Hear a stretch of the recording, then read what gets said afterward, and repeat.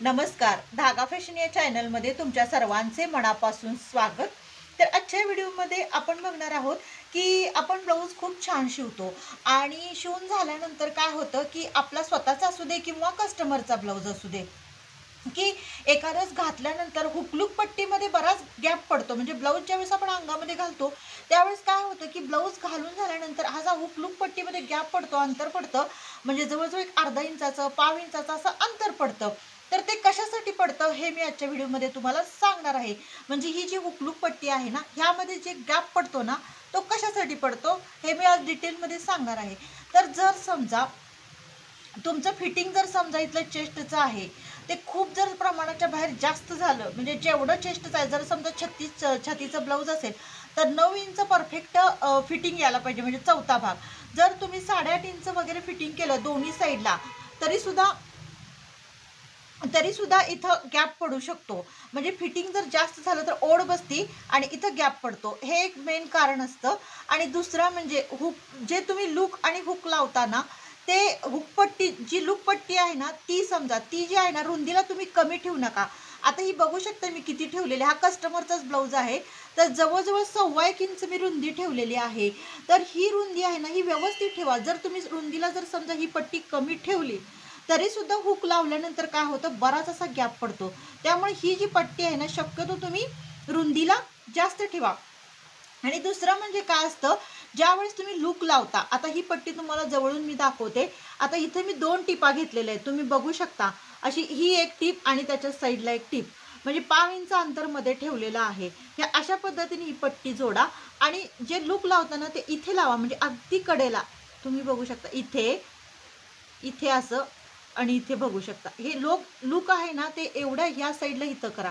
तुम्ही मशीनवर जर करणार असाल तरीसुद्धा तुम्ही इथून असं जवळून करा, आणि जर हातावरती बनवणार असाल तरीसुद्धा इथे अगदी जवळ इथं जर तुम्ही साईडला केलं तरीसुद्धा गॅप पडतो। त्यामुळे अगदी ह्या टोकाला, म्हणजे ह्या लाईनमध्ये तुम्ही लूक लावून घ्या। आणि हुक जे आहेत ना, ते तुम्ही बघू शकता। हुकसाठी मी इथं मार्किंग केलेलं आहे, हे बघू शकता, हे असं मार्किंग केलेलं आहे। म्हणजे हुक पण आहेत ना, ते तुम्ही शक्यतो म्हणजे इथे लावू नका, म्हणजे अगदी जवळ असं लावू नका, इथेच लावा। म्हणजे तुम्ही जर इथं लावलं हुक समजा, तरीसुद्धा हुक घातले ना लूकमध्ये तरीसुद्धा गॅप पडतो। म्हणजे हुकमध्ये पाव इंचाचं अंतर ठेवा पट्टीपासून इकडे, आणि ह्या इथे तुम्ही हुक लावून घ्या। इथे बघा तुम्ही मार्किंग करा, म्हणजे पाव इंच अंतर सोडून इथून हुक लावा। म्हणजे ज्यावेळेस तुमचा ब्लाऊज तयार होतो त्यावेळेस हुक जर तुम्ही लावलं ना, तर व्यवस्थित बसतं आणि गॅप पडत नाही, आणि बघू शकता व्यवस्थित अशी पट्टी व्यवस्थित दिसते। आणि हे जे अंतर सुद्धा आहे ना, ते एकसारखं ठेवा। जर समजा हे खालीवर झालं, म्हणजे जिथं लूक केलेलं आहे हे हुकचं एका कमी जास्त झालं, लूक जरा वरती आला, हुक जरा खाली आलं, तरीसुद्धा विचित्र दिसतं आणि मध्ये गॅप पडत जातो। त्यामुळे एकसारखं व्यवस्थित येण्यासाठी आणि गॅप पडू नये यासाठी महत्त्वाच्या गोष्टी म्हणजे ही पट्टी रुंदीला जास्त ठेवा, लूक आहे ते इथे अगदी कडेला असं एकदम कडेला लूक करून घ्या, आणि हुक पण आहेत ना इथे अंतर ठेवून, हे पाव इंच अंतर ठेवून इथे हुक लावून घ्या तुम्ही।